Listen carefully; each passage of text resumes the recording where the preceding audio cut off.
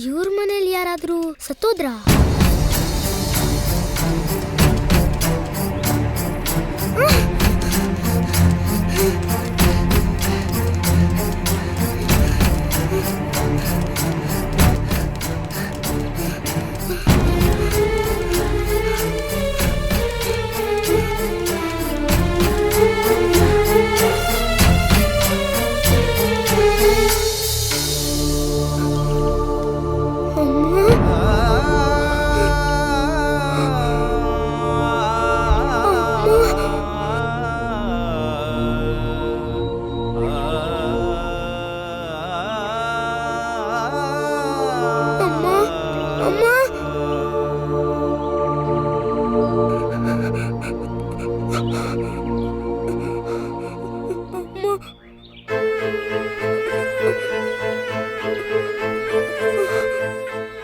ಸೀತಮ್ಮ ಏನೋ ಹೋಗ್ಬಿಟ್ಲು.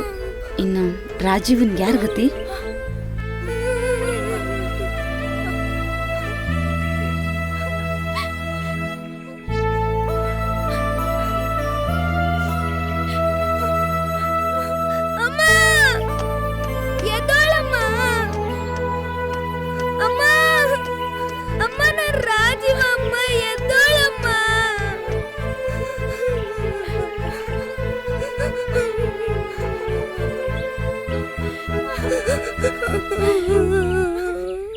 ರಾಕ್ಷಸಂತರ ಆಡಿ ನರಸಿಂಹ ಸೀತಮ್ಮನ ಜೀವ ತೆಗೆದ.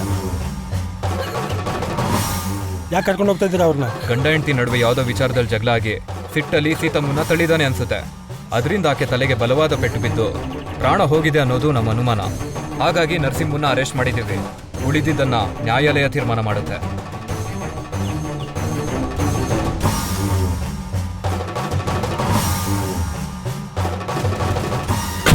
ಬಂದ್ರಪ್ಪ ಹೊತ್ತಾಗುತ್ತೆ. ಮುಂದಿನ ಕಾರ್ಯ ನೋಡೋಣ.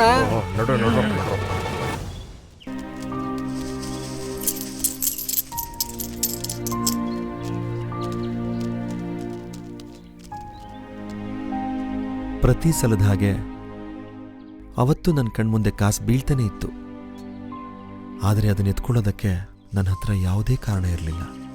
ತಿಳುವಳಿಕೆ ಇಲ್ಲದ ವಯಸ್ಸಲ್ಲಿ ಅಮ್ಮನಿಗೆ ತಾಳಿ ಕೊಡಿಸ್ಬೇಕು ಅನ್ನೋ ಆಸೆಯಿಂದ ಹೆಣದ ಮೇಲೆ ಬೀಳ್ತಿದ್ದ ಕಾಸಿಂದೆ ಹೋಗ್ತಿದ್ದೆ.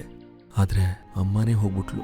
ಅಮ್ಮ ಏನೋ ಹೋದ್ಲು, ಆದರೆ ಹೋಗ್ತಾ ನೀನು ಕಲ್ತಿದ್ದನ್ನ 4 ಜನಕ್ಕೆ ಕಲಿಸು, ವಿದ್ಯಾದಾನ ಶ್ರೇಷ್ಠವಾದ ದಾನ ಅನ್ನೋ ಮಾತನ್ನ ನನ್ನ ಮನಸ್ಸಲ್ಲಿ ಬಿತ್ತಿ ಹೋದ್ಲು. ಅವಳ ಆಸೆಯಂತೆ ಈ ಪುಟ್ಟ ಶಾಲೆ ಕಟ್ಸಿದಿರಷ್ಟೇ. ನೀವು ಹೇಳೋ ಥರ ನಾನೇನು ದೊಡ್ಡ ಸಾಧನೆ ಮಾಡಿಲ್ಲ. ಸರ್, ನಿಮ್ ತಾಯಿ ಹೆಸರಲ್ಲಿ ನೀವು ಕಟ್ಟಿರೋ ಶಾಲೆ ಪುಡ್ದಾಗಿರ್ಬೋದು, ಆದ್ರೆ ಅದರ ಹಿಂದೆ ಇರೋ ಉದ್ದೇಶ ಬೆಟ್ಟದಷ್ಟು ದೊಡ್ಡದಾಗಿದೆ. ಶಿಕ್ಷಣ ಕೂಡ ವ್ಯಾಪಾರ ಆಗಿರೋ ಈ ಕಾಲದಲ್ಲಿ ನೀವು ಮಕ್ಕಳಿಗೆ ಉಚಿತ ಶಿಕ್ಷಣ ಕೊಡ್ತಿರೋದು ನಿಜಕ್ಕೂ ಗ್ರೇಟ್ ಸರ್. ನಿಮ್ಮಂತವರೇ ನಮ್ಮ ಸಮಾಜಕ್ಕೆ ಸ್ಫೂರ್ತಿ ಮತ್ತು ಶಕ್ತಿ. ನಿಮ್ಮನ್ನ ನೋಡಿ ಬೇರೆಯವರು ಉತ್ತಮ ಮಾರ್ಗ ಅನುಸರಿಸಲಿ ಅನ್ನೋದೇ ನಮ್ಮ ಕಾರ್ಯಕ್ರಮದ ಉದ್ದೇಶ. ನಮಸ್ಕಾರ. ನಮಸ್ಕಾರ. ಓಕೆನಾ? ರೆಡಿ.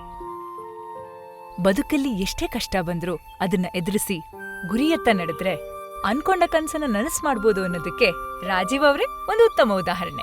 ಪ್ರಿಯ ವೀಕ್ಷಕರೇ, ಇದಾಗಿತ್ತು ಸೀತಮ್ಮ ಅವರ ಮಗನ ಕಥೆ. ಮುಂದಿನ ವಾರ ಮತ್ತೊಂದು ಭಾವನಾತ್ಮಕ ಕಥೆಯೊಂದಿಗೆ ನಿಮ್ಮ ಮುಂದೆ ಹಾಜರಾಗ್ತೀನಿ. ಅಲ್ಲಿಯ ತನಕ ಗುಡ್ ಬಾಯ್. ಕಟ್ಟಾಯ್ತಾ?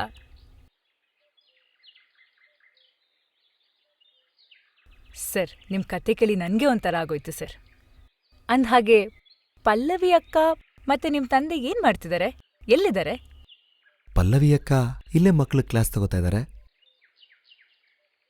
ನಮ್ಮಪ್ಪ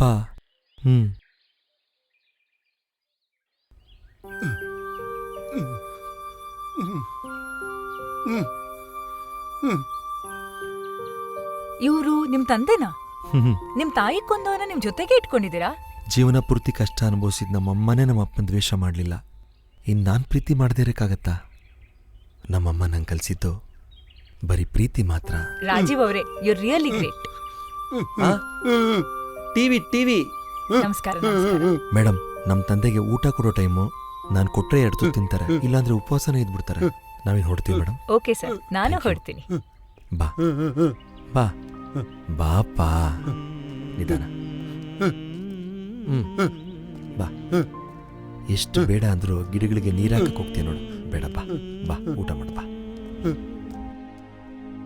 ವಿದ್ಯೆ, ವಿಧೇಯತೆ, ಪ್ರಾಮಾಣಿಕತೆ, ಮಮತೆ, ಸಮಾನತೆ, ಮಾನವೀಯತೆಯಿಂದ ಮಾತ್ರ ಜಗತ್ತನ್ನು ಗೆಲ್ಲಲು ಸಾಧ್ಯ.